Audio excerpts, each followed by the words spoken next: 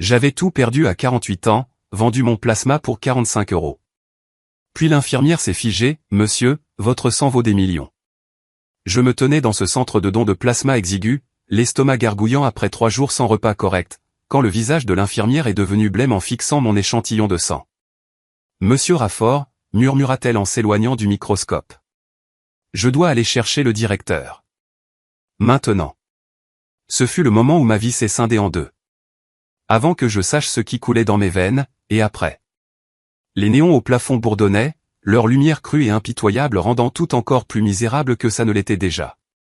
Je m'appelle Colton Raffort et il y a 6 mois, je possédais une entreprise de démolition valant près de 7,5 millions d'euros. J'avais des équipes dans 3 États, des contrats avec le gouvernement, et une femme qui adorait raconter à ses amis de son club de lecture notre résidence secondaire à Aspen. Mais là, debout dans ce centre de don de plasma de la rue Buchanan, à regarder une infirmière d'une vingtaine d'années observer mon sang comme si elle avait découvert une forme de vie extraterrestre, je n'étais qu'un homme d'âge mûr fauché de plus, essayant de grappiller 45 €. Monsieur, s'il vous plaît, ne bougez pas, dit l'infirmière, et je remarquai que ses mains tremblaient alors qu'elle décrochait le téléphone du bureau. Son badge indiquait Kelly, et elle n'avait été que gentillesse avec moi depuis mon arrivée, embarrassée et désespérée, remplissant des formulaires avec des questions comme « Quand avez-vous pris votre dernier repas complet ?» J'avais menti sur celle-là. 3 jours sonnaient mieux que 5. Quelque chose ne va pas avec mon sang, demandai-je, et ma voix se brisa car soudain, je pensais aux maladies, au cancer, à toutes les façons dont le corps d'un homme peut le trahir quand il a déjà tout perdu. Suis-je malade? Non, monsieur Raffort, vous n'êtes pas malade, dit Kelly. Mais elle composait déjà un numéro, ses doigts tâtonnant sur les touches. C'est juste que votre sang est. Elle s'interrompit, me jeta un coup d'œil, puis parla rapidement dans le téléphone. Docteur Brennan, vous devez venir au poste 3 immédiatement. Oui, tout de suite. J'ai un donneur avec du sang RH nul. Je ne savais pas ce que RH nul signifiait, mais la façon dont elle l'avait dit, comme si elle annonçait avoir trouvé le Saint Graal dans une poche de prélèvement en plastique, me serra la poitrine. Autour de nous, d'autres donneurs étaient assis dans des fauteuils usés, faisant défiler leur téléphone ou fixant la télévision murale qui diffusait une émission matinale. Aucun d'eux ne savait que le plus grand perdant de la pièce était sur le point de découvrir qu'il portait de l'or liquide dans ses veines depuis 48 ans. Kelly, qu'est-ce que le RH nul, demandai-je, mais elle raccrochait déjà, sortant un second kit de prélèvement avec des gestes qui étaient passés de la routine à la révérence. Monsieur Raffort, le sang RH nul est le groupe sanguin le plus rare au monde. Seules 43 personnes sur Terre ont été officiellement recensées avec ce groupe. Votre sang peut sauver des gens qui mourraient sans lui. Des gens qui n'ont aucun autre donneur compatible, aucun autre espoir. 43 personnes sur 8 milliards. Je baissai les yeux vers mon bras, où l'aiguille était fixée avec du ruban adhésif sur ma peau, vers le fin tube transportant mon sang rouge foncé dans une poche médicale, et j'essayais de comprendre comment Colton Raffort, l'homme à qui sa femme avait craché au visage en le traitant d'incapable 2 semaines plus tôt, pouvait soudainement être l'un des êtres humains les plus rares au monde. La porte s'ouvrit brusquement, et un homme grand et mince en blouse blanche entra précipitamment. Le docteur Brennan, d'après son badge, et il me regarda comme des archéologues doivent regarder des pyramides encore inconnues. Monsieur Raffort, je suis le docteur Brennan, le directeur médical. Kelly, vous êtes sûr? Je l'ai vérifié 3 fois, docteur. C'est du RH nul. Il tira une chaise juste à côté de mon fauteuil, assez près pour que je puisse sentir son haleine de café, et ses yeux brillaient d'une excitation qui semblait déplacée dans ce centre de dons déprimant où les gens vendaient des morceaux d'eux-mêmes pour payer leur loyer. Monsieur Raffort, je dois vous poser quelques questions. Quelqu'un dans votre famille a-t-il déjà mentionné avoir un sang rare? Des antécédents médicaux inhabituels? Ma mère est morte quand j'avais 2 ans, dis-je. Accident de voiture. Mon père n'a jamais rien mentionné sur les groupes sanguins. C'est juste un ingénieur ferroviaire à la retraite, il vit dans un duplex à Topeka. Nous devons faire un bilan complet immédiatement, dit le docteur Brennan. Mais son téléphone vibra, et quand il regarda l'écran, son expression changea. C'est impossible. Comment peuvent-ils déjà être au courant? Au courant de quoi, demandai-je. Mais il était debout, faisant les 100 pas, parlant rapidement à quelqu'un au téléphone en termes médicaux que je ne comprenais pas. Je n'ai saisi que des fragments. Oui, RH nul confirmait. Il est là maintenant. Je comprends l'urgence. J'ai pensé à partir, à prendre mes 45 € et à m'en aller avant que tout cela ne devienne plus compliqué. Mais ensuite, j'ai pensé à mon fils, Bryce, qui essayait de finir l'université pendant que sa mère lui répétait quotidiennement à quel point son père était devenu une déception. J'ai pensé à mon frère Vaughn, qui prétendait que ça ne le dérangeait pas que je mange sa nourriture et que j'utilise son électricité. J'ai pensé à mon père, Russell Rafford, qui avait travaillé toute sa vie de ses mains et qui m'offrait maintenant l'argent de sa pension parce que son fils avait tout perdu. Monsieur Rafford, dit le docteur Brennan en terminant son appel, quelqu'un vient vous parler. Quelqu'un qui va vous faire une offre qui changera votre vie. Je ne comprends rien à tout ça, dis-je, et je détestais à quel point ma voix semblait faible. Vaincu. Ce matin, je me suis réveillé sur le canapé de mon frère avec 35 € en poche. Je suis venu ici pour vendre mon plasma afin de pouvoir acheter de l'essence et des nouilles instantanées. Et maintenant, vous me dites que mon sang est spécial?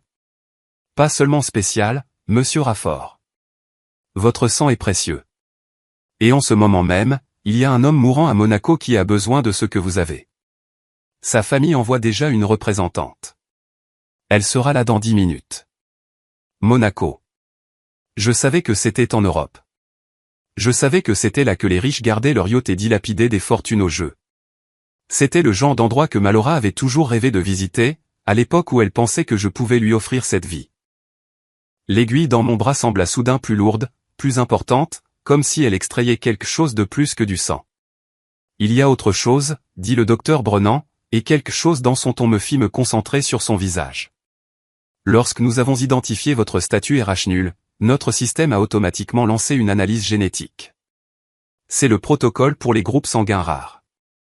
Monsieur Rafford, nous avons trouvé quelque chose dans votre ADN qui ne correspond pas à l'histoire familiale que vous avez déclarée. Qu'est-ce que vous voulez dire? Je veux dire que génétiquement, vous présentez des marqueurs correspondant à une lignée européenne très spécifique. Une famille qui a été largement documentée en raison de ses caractéristiques sanguines uniques. Avant que je puisse demander ce qu'il voulait dire, la porte s'ouvrit de nouveau, et une femme entra, vêtue d'un tailleur qui coûtait probablement plus cher que mon camion avant que la banque ne le saisisse. Elle avait peut-être 40 ans, les cheveux sombres tirés en arrière et des yeux qui m'évaluaient comme si j'étais une transaction commerciale. Monsieur Rafford, je m'appelle Lucia Corvello.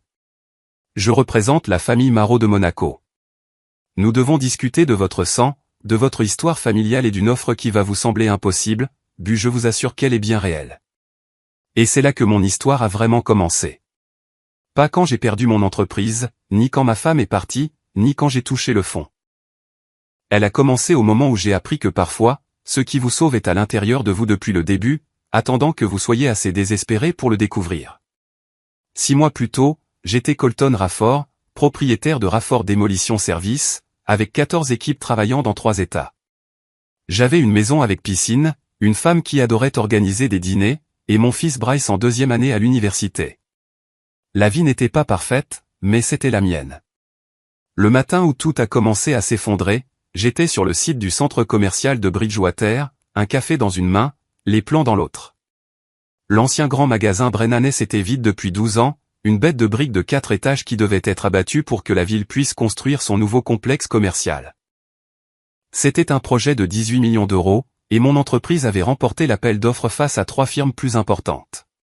Colton, j'ai tout vérifié 3 fois, m'avait dit mon chef de projet, Denny Hulbrook, en agitant les permis comme un drapeau. Denny était avec moi depuis 8 ans. Il connaissait la démolition comme certains connaissent les écritures. La ville a validé toutes les coupures de service, gaz, électricité, eau. Tout a été déconnecté et scellé. J'ai fait confiance à Denny. C'était ma première erreur. Ma deuxième a été de ne pas inspecter le sous-sol moi-même une dernière fois. Ma troisième a été d'être trop fier d'avoir décroché le plus gros contrat de l'histoire de mon entreprise pour poser les questions qui auraient pu tout sauver. La démolition a été parfaite, comme dans les manuels, jusqu'à ce qu'elle ne le soit plus. Les charges ont explosé en séquence. Le bâtiment s'est effondré exactement comme prévu, se repliant sur lui-même comme un château de cartes. Mais lorsque la poussière a commencé à se dissiper, nous avons entendu le sifflement. Puis est venue l'odeur de gaz naturel, âcre et anormale. Tout le monde en arrière, ai-je hurlé, et mon équipe s'est dispersée. La conduite de gaz que nous avions sectionnée ne figurait sur aucun plan de la ville. Elle avait été installée en 1962 par une entreprise qui n'existait plus, alimentant une partie du vieux centre-ville qui avait été réaménagé 3 fois depuis. Personne ne savait quelle était la parce que personne en vie ne se souvenait de son installation. Dieu merci, personne n'a été blessé. Les pompiers ont évacué 6 pâtés de maison. La compagnie de gaz a dû procéder à des coupures d'urgence dans la moitié du quartier des affaires. Le journal de 23 heures a ouvert avec des images aériennes de mon désastre, le journaliste utilisant des mots comme « négligence » et « erreur de supervision catastrophique », tandis que le logo de mon entreprise était clairement visible sur chaque casque de chantier. Les poursuites ont commencé la semaine suivante. La ville réclamait 9 millions d'euros de dommages et intérêts. La compagnie de gaz en voulait 4,5 millions. Chaque entreprise qui avait perdu une journée de revenus voulait une compensation. Ma compagnie d'assurance a envoyé une équipe d'avocats qui a passé 3 jours à éplucher nos documents avant de rendre leur verdict dans ma propre salle de conférence.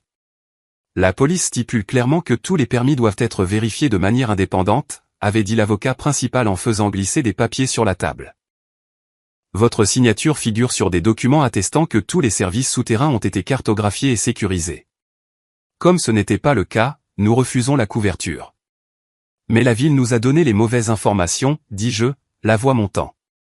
Leur plan était faux. Alors vous auriez dû vérifier de manière indépendante. C'est dans votre contrat, Monsieur Raffort. Page 47, sous-section 12. En 4 mois, tout était parti. L'entreprise que j'avais bâtie en 20 ans, dissoute. La maison que j'avais achetée à la naissance de Bryce, saisie. Les camions, l'équipement, tout vendu aux enchères pour payer une fraction de ce que je devais. Mes comptes professionnels gelés, mon crédit détruit. Malora a tenu exactement 2 semaines après l'arrivée de l'avis de saisie. Je vais rester chez ma sœur Patricia pendant un moment, a-t-elle annoncé un matin, déjà habillée, ses valises près de la porte. Patricia est arrivée dans sa Mercedes. Elle n'est même pas entrée. J'ai besoin de temps pour réfléchir à nous, Colton. Réfléchir à nous, Mel? J'ai besoin de toi maintenant plus que jamais. C'est dans ces moments-là que les couples mariés se soutiennent. Elle m'a regardé avec une expression que je n'avais jamais vue auparavant, comme si j'étais quelque chose de collé à sa chaussure. Je n'ai pas épousé un perdant, Colton. Tu as 48 ans et tu vas te retrouver à la rue. Tu ne peux même plus m'inviter à dîner. Elle a pris sa boîte à bijoux, celle que je lui avais achetée pour notre 15e anniversaire. Tu sais ce que tu es maintenant?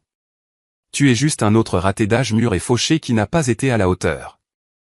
22 ans, Mel. Nous sommes mariés depuis 22 ans. Et pendant 21 d'entre eux, tu as eu du succès. Elle s'est dirigée vers la porte, puis s'est retournée.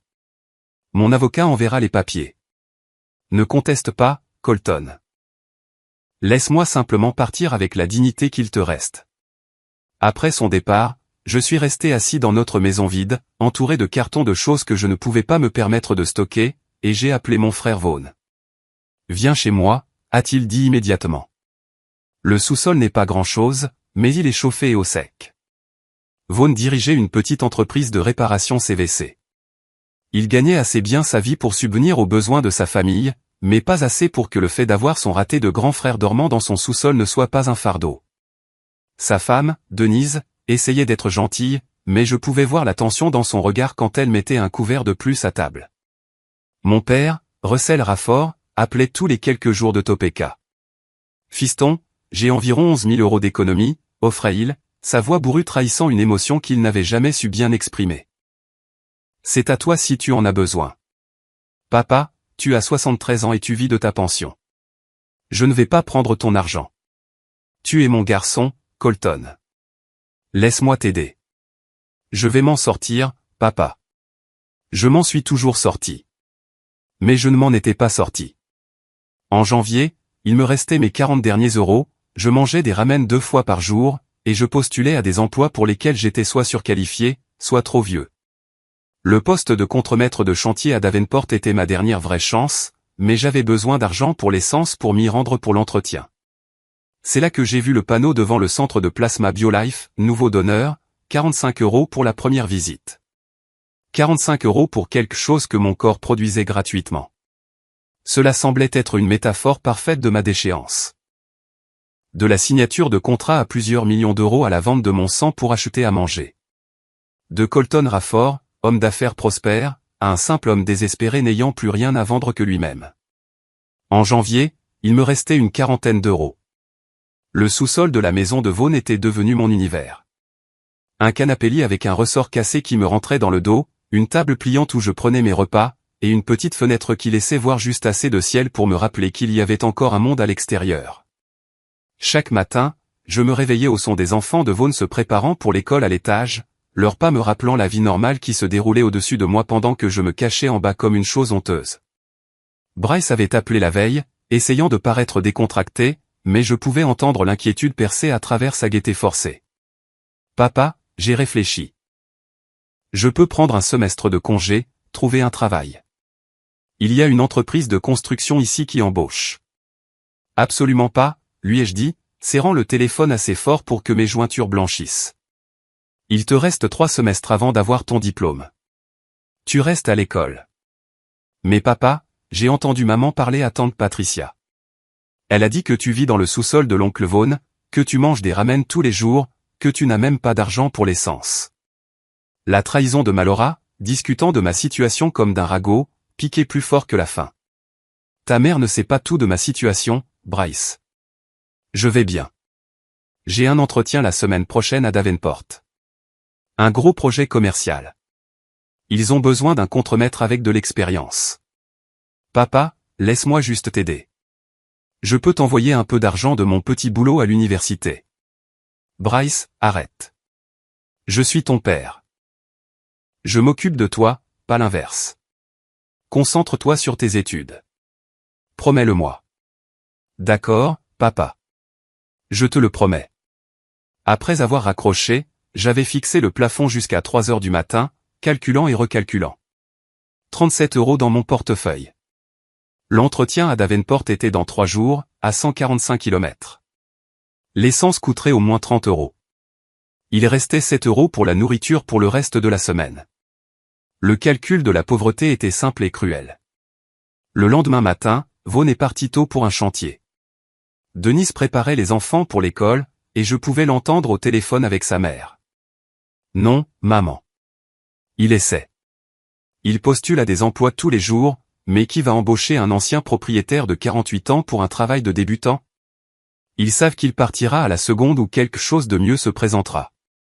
J'ai attendu qu'ils soient tous partis avant de monter. Le garde-manger contenait quelques boîtes de conserve de soupe que je ne toucherais pas. C'était leur nourriture, pas la mienne. Il ne me restait que 2 paquets des ramen que j'avais achetés la semaine dernière. J'en ai mélangé un avec de l'eau chaude, je l'ai mangé debout près de l'évier, et j'ai essayé de ne pas penser au steak que je grillais le week-end. C'est là que j'ai vu le panneau lors de ma marche vers la bibliothèque où j'utilisais le Wi-Fi gratuit pour postuler à des emplois.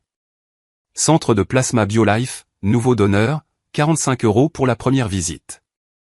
Je suis resté dehors pendant 10 minutes à regarder les gens entrer et sortir. Certains ressemblaient à des étudiants, le faisant probablement pour de l'argent de poche. D'autres me ressemblaient, d'âge mûr, fatigués, portant ce poids particulier de l'échec sur leurs épaules. 45 € signifiait de l'essence pour Davenport. Cela signifiait peut-être un vrai repas avant l'entretien pour ne pas avoir l'air aussi désespéré que je l'étais. Cela signifiait acheter quelques jours de plus pour prétendre que je pouvais sortir de ce trou. Je suis entré à 8 heures du matin ce mardi-là, j'ai rempli les papiers avec des mains qui tremblaient légèrement. Les questions étaient indiscrètes, humiliantes. Avez-vous mangé aujourd'hui? Non. Êtes-vous actuellement employé? Non. Ce don est-il pour un besoin financier personnel? Oui.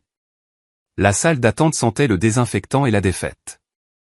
Une femme en face de moi lisait un roman à l'eau de rose, essayant de faire croire qu'elle était là par choix. Un jeune gars en bottes de chantier dormait sur sa chaise, probablement entre 2 quarts de travail. Nous faisions tous semblant que c'était normal, que vendre des morceaux de nous-mêmes n'était qu'une course banale un mardi matin. Colton Rafford.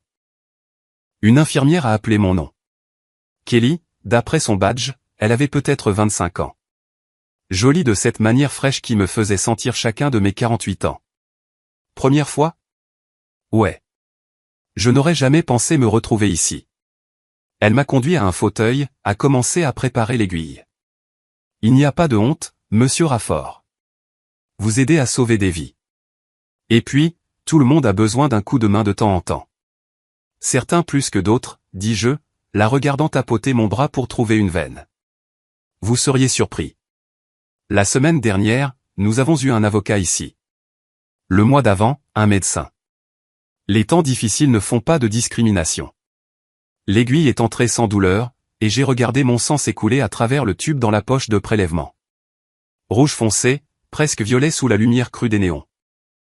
Mon père donnait régulièrement son sang quand j'étais enfant, il m'emmenait aux collectes de la Croix-Rouge. C'est ce que font les gens bien, disait-il, mais il donnait pour aider les autres. Je le faisais pour 45 €. Votre sang a l'air en très bonne santé, dit Kelly en vérifiant le débit.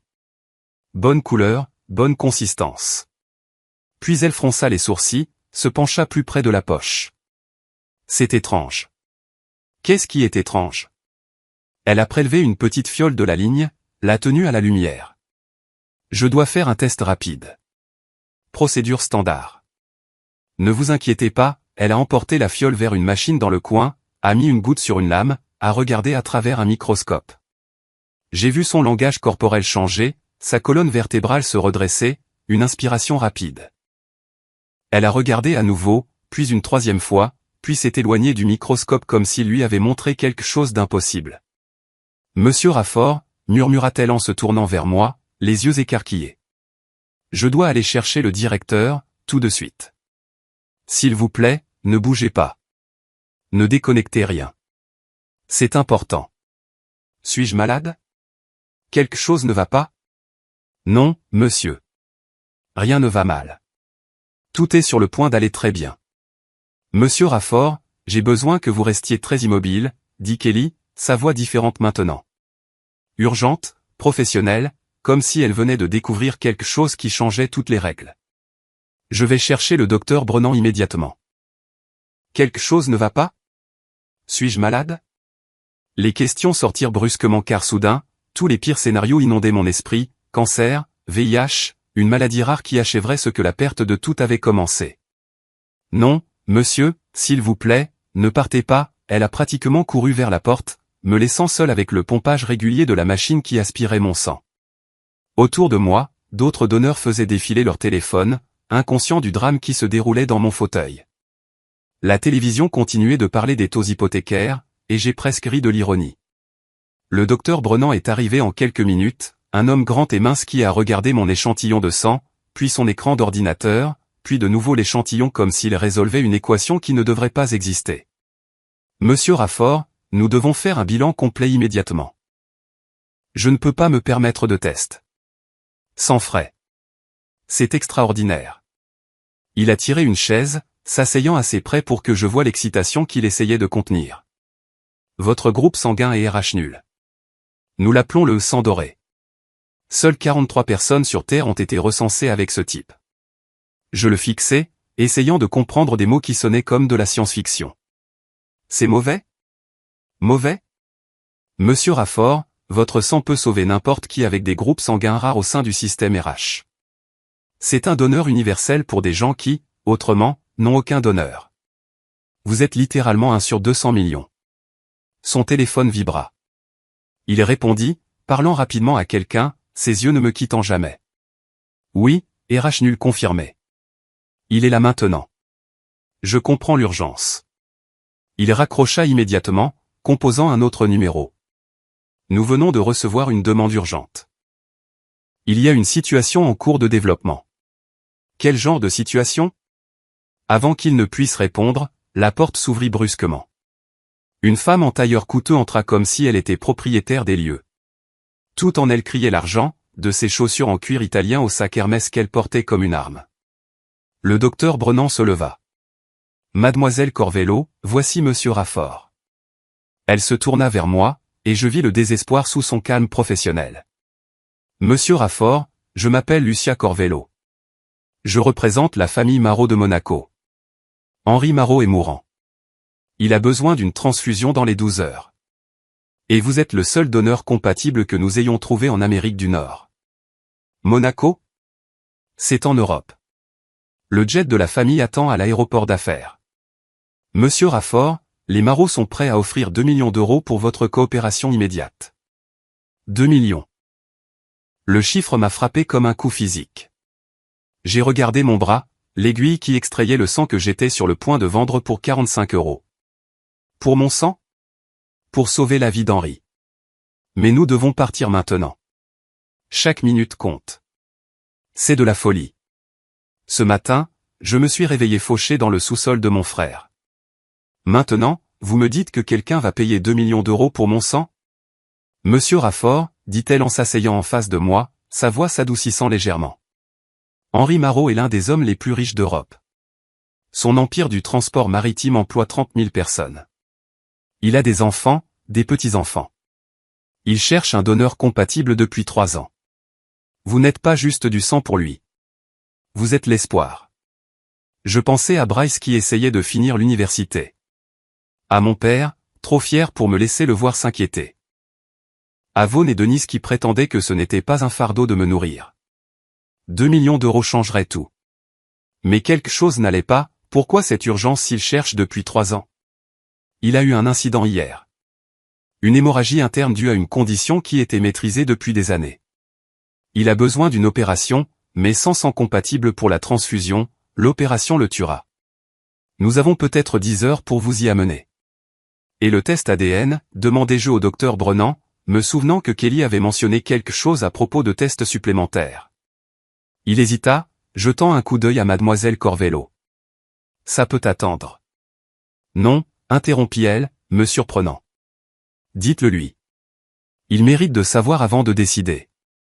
Le docteur Brennan afficha quelque chose sur sa tablette, me montrant un tableau complexe qui aurait pu être des hiéroglyphes. Quand nous avons identifié votre statut RH nul, nous avons effectué une analyse génétique complète. C'est le protocole standard pour les groupes sanguins rares. Mais nous avons trouvé autre chose. Vous avez des marqueurs génétiques qui indiquent. Monsieur Raffort, votre mère a-t-elle déjà mentionné quelque chose d'inhabituel à propos de votre naissance? Ma mère est morte quand j'avais 2 ans. Accident de voiture. Pourquoi? Et votre père ne s'est jamais remarié? Non. Qu'est-ce que cela a à voir avec mon sang?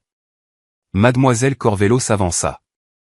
Monsieur Raffort, les marqueurs génétiques trouvés par le docteur Brennan correspondent à une lignée très spécifique. La famille Marot recherche des parents de sang depuis 30 ans. Henri Marot avait un frère cadet, Vincent, qui a disparu en 1973. Ma bouche devint sèche. Donc Vincent Marot est venu en Amérique et a changé son nom en Russell Raffort? Monsieur Raffort, l'homme que l'on vous demande de sauver, Henri Marot, est le frère de votre père. Votre oncle. La pièce se mit à tourner. C'est impossible. Mon père est né au Kansas. Ses parents étaient fermiers. Votre père est né Vincent Marot à Marseille. Il a fui la France après un conflit familial au sujet de l'héritage. Il s'est créé une toute nouvelle identité. Elle sortit une vieille photographie jaunie sur les bords. 2 jeunes hommes debout près d'un yacht, des coupes de champagne levées, souriant à quelque chose hors champ. L'un était clairement une version plus jeune de l'homme dans les dossiers médicaux qu'elle m'avait montrés. L'autre me coupa le souffle. Papa, le mot sortit comme un murmure. C'était lui. Mon père, Russell Raffort, peut-être 25 ans, portant des vêtements que je ne l'avais jamais vu pouvoir s'offrir, debout à côté d'un yacht plus grand que la maison de mon frère. Votre père a tourné le dos à l'une des plus grandes fortunes du transport maritime d'Europe, dit doucement mademoiselle Corvello. Henri a respecté son choix, n'a jamais essayé de forcer le contact. Mais maintenant, Henri est mourant, et ses enfants ne partagent pas le groupe sanguin rare. Seule la lignée de Vincent le porte. Mon père est Russell Raffort de Topeka, dis-je, mais même en le disant, des pièces s'emboîtaient. Comment il ne parlait jamais de son enfance? Pas de photos avant 1975. La façon dont il marmonnait parfois dans son sommeil dans ce que je pensais être du charabia mais qui aurait pu être du français. Sa réaction étrange chaque fois que je posais des questions sur mes grands-parents, changeant toujours de sujet, trouvant toujours quelque chose d'urgent à faire. Appelez-le, suggéra doucement le docteur Brennan. Demandez-lui vous-même. Mes mains tremblaient en sortant mon téléphone, le même que j'utilisais ce matin-là pour postuler à des emplois au salaire minimum. J'ai composé le numéro que je connaissais depuis toujours, attendant que ça sonne 1, 2, 3 fois. Colton, tout va bien? Papa, je dois te poser une question, et j'ai besoin de la vérité. Est-ce que ton vrai nom est Vincent Marot?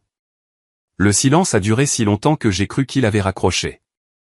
Je pouvais entendre sa respiration, lente et délibérée, comme il respirait quand il soulevait quelque chose de lourd ou réfléchissait à un problème.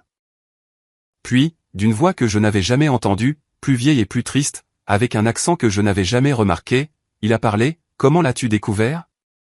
Ces 4 mots ont tout changé.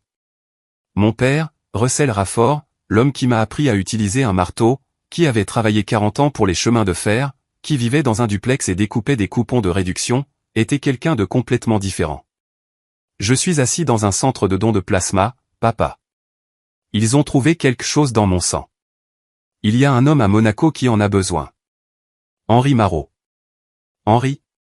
Le nom sortit brisé, comme un os qui se casse enfin après des années de pression. Henri est mourant. Papa, pourquoi ne me l'as-tu jamais dit? Parce que j'ai choisi d'être Russell Rafford. J'ai choisi ta mère. J'ai choisi l'Amérique. J'ai choisi de construire quelque chose de mes propres mains au lieu d'en hériter. Vincent Marot est mort en 1973. Colton, je l'ai tué le jour où je suis monté dans cet avion pour New York. Mais Henri Marot est ton frère, mon oncle, et il est mourant, papa. C'est un homme bon, dit mon père. Et je pouvais entendre 40 ans d'émotion refoulées dans ces 4 mots. Nous avions nos différends, mais c'est la famille. La dispute n'a jamais vraiment porté sur l'argent, tu sais. C'était une question de liberté. Ils voulaient que je sois quelqu'un que je ne pouvais pas être. Ils offrent 2 millions d'euros, papa. Il rit vraiment, et pour la première fois, j'entendis l'homme qu'il devait être avant de devenir Russell Rafford. Henri a toujours aimé les grands gestes. Quand nous étions jeunes, il a une fois acheté toutes les fleurs de Nice parce qu'une fille avait mentionné qu'elle aimait les roses. Il a rempli tout le hall de son immeuble. Papa, j'ai besoin de savoir la vérité. Toute la vérité. Viens me voir après avoir sauvé mon frère. Je te raconterai tout alors. Mais Colton, vas-y, prends leur argent. Sauve Henri. Et dis-lui que Vincent lui a pardonné il y a 40 ans. Dis-lui que j'ai nommé mon fils d'après l'Ouest américain parce que je voulais que tu sois aussi libre que je me suis senti le jour où j'ai vu ces grands espaces pour la première fois. Papa. Vas-y, fiston. Certaines choses sont plus grandes que notre passé. J'ai raccroché et j'ai regardé Mademoiselle Corvello.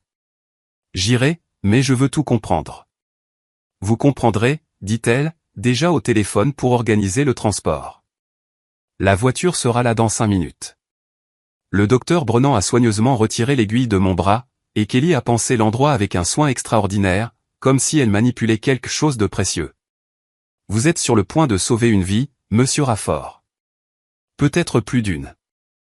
Le trajet jusqu'à l'aéroport d'affaires était surréaliste. Mademoiselle Corvello était assise en face de moi à l'intérieur en cuir d'une Bentley, passant des appels en français rapide. J'ai entendu plusieurs fois le vrai nom de mon père, Vincent, et cela sonnait comme un étranger. Le jet était déjà en marche quand nous sommes arrivés, un élégant avion blanc avec « Marot Industries » écrit en petites lettres près de la queue. « Avez-vous déjà volé en jet privé, monsieur Rafford ?» demanda Mademoiselle Corvello alors que nous montions à bord. Je n'ai même jamais volé en première classe. L'intérieur ressemblait à une suite d'hôtels de luxe. Siège en cuir crème, table en bois poli, une chambre à l'arrière. Une équipe médicale était déjà à bord, préparant le matériel. Le docteur Sarah Ashford se présenta comme le médecin personnel d'Henri. Votre sang va nous permettre de réaliser une opération qui lui sauvera la vie, expliqua-t-elle alors que nous décollions. Sans lui, nous ne pourrions pas risquer la procédure. Vous êtes littéralement son seul espoir. Pendant le vol, Mademoiselle Corvello m'a montré d'autres photographies.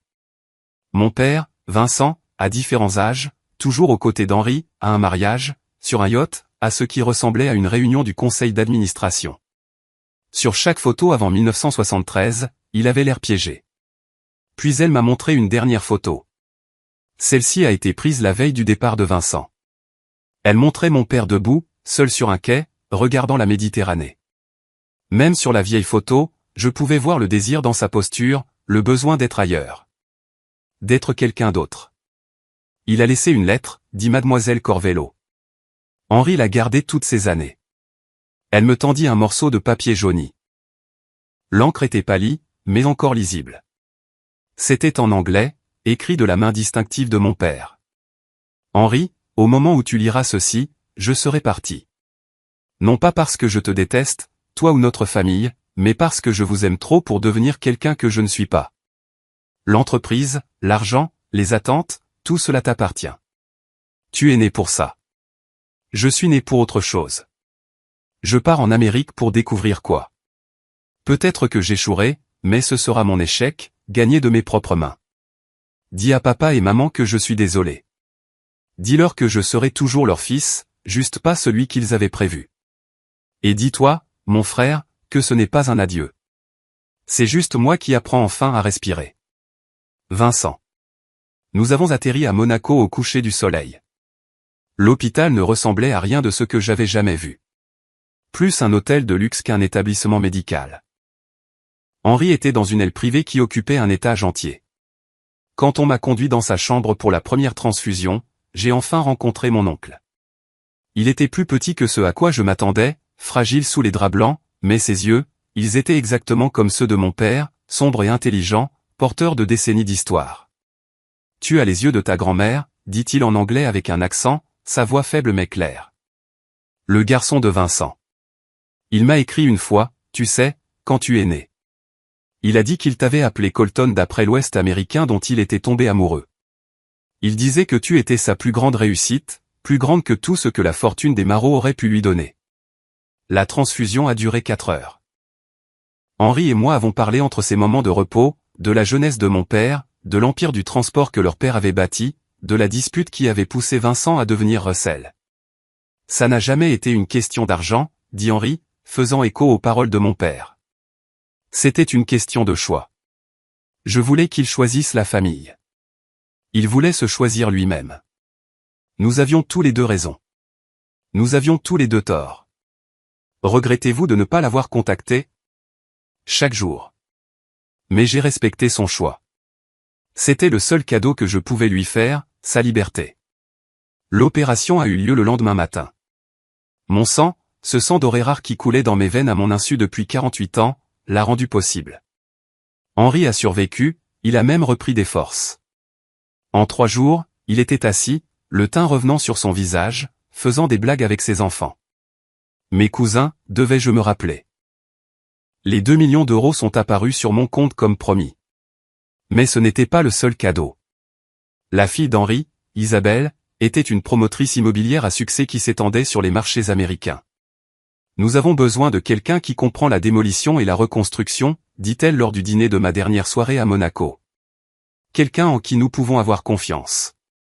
La famille. J'ai perdu mon entreprise. J'ai échoué. Vous avez perdu une bataille contre la bureaucratie. Ce n'est pas la même chose qu'échouer. D'ailleurs, sourit-elle, un sourire que je reconnus comme étant le même que celui de mon père, les Marot sont très doués pour recommencer. C'est dans votre sang, littéralement. Je suis retourné en Amérique 3 jours après l'opération, mais je n'étais pas le même homme qui était entré dans ce centre de dons de plasma désespéré pour 45 €. Les 2 millions d'euros sur mon compte étaient réels. J'ai dû vérifier l'application bancaire 40 fois juste pour m'assurer que les chiffres ne disparaissaient pas. Mais plus que cela, je portais en moi la connaissance de qui j'étais vraiment, d'où je venais vraiment, et pourquoi mon père avait choisi de tout enterrer. Mon premier arrêt fut au PK. Papa attendait dans son duplex, le café déjà prêt, assis à la même table de cuisine où il m'avait appris les tables de multiplication et m'avait aidé avec mes dossiers d'inscription à l'université. Mais maintenant, je le voyais différemment. Pas seulement Russell Rafford, ingénieur ferroviaire à la retraite, mais Vincent Marot, l'homme qui avait tout quitté pour ne devenir rien, puis s'était construit pour devenir quelque chose de réel. Henri te passe le bonjour, dis-je en m'asseyant en face de lui. Il va bien? Il va s'en remettre. L'opération a été un succès. Il voulait que je te dise que tu es le bienvenu à la maison à tout moment. Papa sourit, le genre de sourire triste qui porte des décennies d'histoire compliquées. Je suis à la maison, Colton. Je suis à la maison depuis le jour où j'ai rencontré ta mère dans ce restaurant à Omaha. Parle-moi d'elle. Parle-moi de tout. Pendant les 6 heures qui suivirent, mon père redevint Vincent, me racontant des histoires que je n'avais jamais entendues. Comment il était arrivé à New York avec 18 000 € qu'il avait secrètement économisés et une détermination à disparaître. Comment il avait pris un travail au chemin de fer parce que cela signifiait un mouvement constant, difficile à suivre. Comment il avait rencontré ma mère, Linda, quand sa locomotive était tombée en panne au Nebraska, et qu'elle lui avait servi du café et de la tarte en lui demandant pourquoi un si bel homme avait l'air si triste. Elle n'a jamais su, dit-il. J'ai voulu le lui dire 100 fois, mais comment expliquer que vous n'êtes pas qui vous prétendez être? Comment dire à la femme que vous aimez que vous mentez depuis le jour de votre rencontre? L'as-tu jamais regretté? À chaque Noël, quand je ne pouvais pas lui offrir les choses qu'elle méritait. Chaque fois que tu avais besoin de quelque chose que je ne pouvais pas me permettre. Mais ensuite, je vous regardais, toi et Vaughn, jouer dans le jardin, construire des forts avec des boîtes en carton, et je savais que j'avais fait le bon choix. Tu as grandi libre, Colton. Libre d'échouer, libre de réussir, libre d'être exactement qui tu es. Ça vaut plus que n'importe quel héritage. J'ai appelé Bryce ce soir-là depuis ma chambre d'hôtel. Papa, comment s'est passé l'entretien à Davenport? Je ne suis pas allé à Davenport, fiston. Il s'est avéré que j'avais un endroit plus important où être. De quoi tu parles? Ton grand-père a des histoires à te raconter. Et tu n'auras plus à te soucier des frais de scolarité, ni de quoi que ce soit d'autre d'ailleurs. Papa, tu me fais peur. Qu'est-ce qui s'est passé? J'ai donné mon sang, Bryce. Il s'avère que parfois, quand on pense être au plus bas, on est en fait exactement là où on doit être. Le lendemain matin, j'ai appelé Malora depuis ma voiture de location. Colton, pourquoi appelles-tu? Je t'ai dit que mon avocat s'occuperait de tout. Je n'appelle pas pour me réconcilier, Malora. J'appelle pour te remercier. Me remercier? De m'avoir quitté. De m'avoir traité de perdant. De m'avoir montré qui tu étais vraiment. Parce que si tu étais resté, je ne serais jamais entré dans ce centre de don de plasma. Je n'aurais jamais découvert ce qu'il y avait dans mon sang. Je n'aurais jamais appris qui je suis vraiment. De quoi parles-tu? Je parle du fait de découvrir que parfois, être brisé est le seul moyen de découvrir de quoi on est vraiment fait. Adieu, Malora. Et une belle vie. Je le pense sincèrement. J'ai raccroché avant qu'elle ne puisse répondre. Il y avait quelque chose de profondément satisfaisant à avoir le dernier mot avec quelqu'un qui pensait avoir déjà écrit ma fin. En un mois, j'étais de retour aux affaires. Raffort International Démolition, une filiale de Maro Développement. Mon premier projet était un contrat de 37 millions d'euros à Chicago. J'ai réembauché 6 de mes anciens membres d'équipe, des gars qui m'étaient restés fidèles même quand je ne pouvais pas payer leur dernier chèque. Patron, j'ai entendu dire que tu avais hérité d'un peu d'argent de la famille, a dit mon contremaître Jake le premier jour. Quelque chose comme ça, dis-je. Il s'avère que j'ai de la famille dans le transport maritime. 6 mois plus tard, je me tenais dans mon nouveau bureau, pas aussi grand que mon ancien, mais solide, réel, gagné avec mon sang au sens le plus littéral du terme. Mon père, Russell Raffort, ou Vincent Marot, selon son humeur ce jour-là, était assis en face de moi. Nous passions en revue les candidatures pour un nouveau programme de formation que je lançais, offrant aux jeunes de milieux défavorisés une chance d'apprendre la démolition et la construction. Donnez aux gens une seconde chance, dit-il, approbateur. Quelqu'un m'a dit un jour que l'échec, ce n'est pas de tomber, c'est de rester à terre. Et parfois, papa, il faut tout perdre pour découvrir ce que tu vaux vraiment. 2 millions d'euros, apparemment, plaisanta-t-il. Non, dis-je, en pensant à Henri, à la famille que je n'avais jamais su que j'avais. Au sang qui me reliait à quelque chose de plus grand que moi. Il s'avère que je vaux exactement ce que tout le monde vaut. Ce dont quelqu'un d'autre a besoin pour survivre. J'ai juste eu la chance de découvrir ce que c'était. Le centre de don de plasma a appelé la semaine dernière. Un autre patient au sang rare a besoin d'aide. Cette fois, je n'ai pas hésité. Certains dons se trouvent dans ce que nous construisons, d'autres dans ce que nous accomplissons. Mais parfois, la chose la plus précieuse que nous ayons est ce qui coule dans nos veines depuis le début. Il nous faut juste être assez brisés pour le découvrir. Je m'appelle Colton Raffort. Je suis le fils de Vincent Marot, qui a choisi de devenir Russell Raffort. Je suis le neveu d'Henri Marot, que j'ai sauvé avec le sang qu'il cherchait à travers un océan. Je suis le père de Bryce, qui héritera à la fois de l'histoire et du choix de ce qu'il en fera. Et j'ai appris que parfois, être traité de perdant est la première étape pour découvrir ce que signifie vraiment gagner. Il a juste fallu que je vende mon sang pour 45 € pour découvrir que je valais des millions. Non pas à cause de ce que j'avais construit ou perdu, mais à cause de ce qui était en moi depuis le début. La chose la plus rare en nous n'est pas ce que nous accomplissons ou ce que nous gagnons. C'est ce que nous portons sans le savoir, attendant le bon moment, le bon besoin, le bon matin de désespoir pour se révéler. Mon père a choisi d'être ordinaire et est devenu extraordinaire grâce à cela. J'ai été forcé de devenir ordinaire et j'ai découvert que j'étais extraordinaire depuis le début. C'est ça, le sang. Il ne se soucie pas de votre compte en banque, de vos échecs ou de ce que votre ex-femme pense de vous. Il coule simplement, porteur de dons que vous ne savez pas que vous avez jusqu'à ce que quelqu'un en ait besoin pour survivre. Et parfois, cela suffit à tout changer. Si vous avez trouvé cette histoire précieuse, si elle vous a fait réfléchir différemment à l'échec, à la famille ou aux dons que nous portons sans le savoir, s'il vous plaît, aimez cette vidéo et partagez-la avec quelqu'un qui pourrait avoir besoin de l'entendre. Laissez un commentaire ci-dessous sur un moment où votre point le plus bas a conduit à une découverte inattendue. Et n'oubliez pas de vous abonner à la chaîne pour plus d'histoires sur des gens ordinaires découvrant des vérités extraordinaires cachées dans les endroits les plus inattendus. Parce que tout le monde a quelque chose qui coule dans ses veines. Parfois, c'est du sang doré. Parfois, c'est juste la force de continuer. Mais ça vaut toujours plus que vous ne le pensez.